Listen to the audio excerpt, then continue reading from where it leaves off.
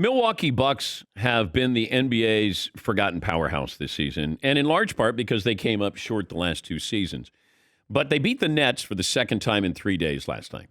I don't know what any of this means, because if I'm the Nets, am I showing Milwaukee and the Greek Freak in particular what our defensive strategy is going to be?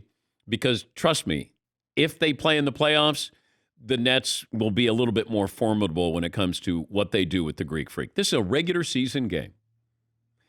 And we know teams mail it in. They don't care.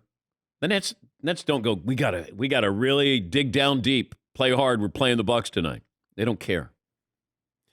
Once the postseason rolls around, then you're going to see something different. Look at the Miami Heat last year with the Greek Freak.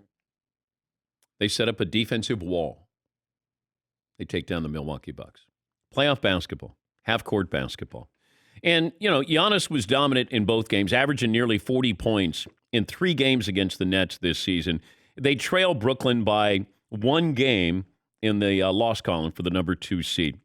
They have the tiebreaker, and I don't know if it matters. The two teams could be on a collision course to meet in the second round.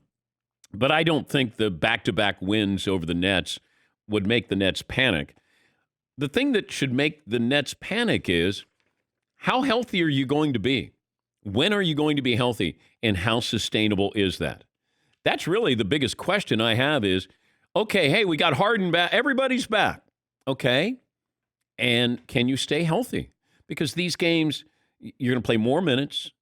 They're more intense. It's playoff basketball. It's more physical. It means something every game.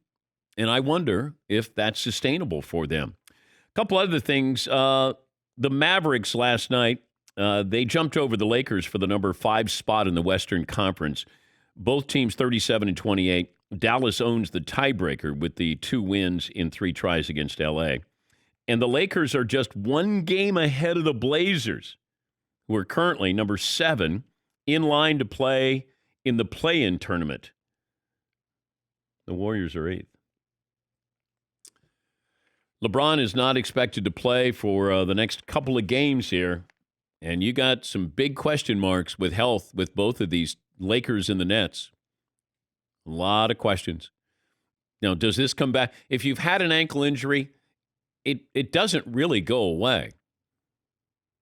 And I think LeBron may have this for the rest of the season.